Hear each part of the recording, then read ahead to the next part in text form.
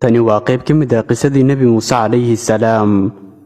waa rasuul ka mid ah rusushii Allah uu doortay kuwoodii ugu fadliga badnaa. waxaan rabaa walaalayaal inaynu wada dhuganno mid ka mid ah fariimihii lala diray Nabi Muuse iyo walaalkii Haaruun, nabadgelyo korkooda ha ahaatee. Allah subxaanahu wa tacaala ayaa la hadlay kuna yidhi Nabi Muuse calayhi salaam: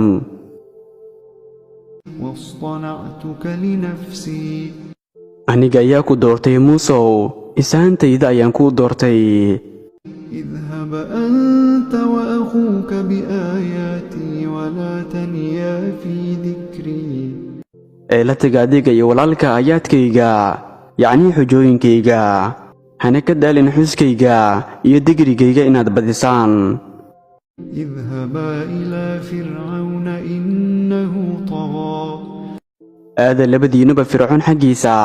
fircoon waa mid ka tilaabay xuduuddayda oo kibray. فقولا له قولا لينا لعله يتذكر أو يخشى.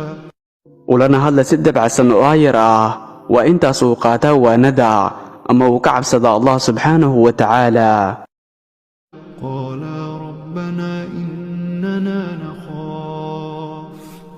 قالا ربنا إننا نخاف أن يفرط علينا أو أن يطغى. waxay dhaheen rabbigayagow, waxaan ka cabsi qabnaa inuuna ciqaabo ama uu nagu xadgudbo. قال لا تخافا إنني معكما أسمع وأرى. Allah subxaanahu wa tacaala wuxuu yidhi, ha cabsanina, aniga ayaa idinla jira labadiinnuba. waan maqlayaa waanan arkayaa, yacnii wax walba uu fircoon samaynayo waan ka warqabaa. فأتياه فقولا إنا رسولا ربك فأرسل معنا بني إسرائيل ولا تعذبهم قد جئناك بآية من ربك والسلام على من اتبع الهدى. u tagay labadiinnuba isaga oo ku dhaha, waxaannu nahay rasushii rabbigaaga ee reer bani Israa'iil. nagu dir oo ha cadaabin, yacnii ha ciqaabin. waxaan kuula nimid calaamo ka timid xagga rabbigaaga.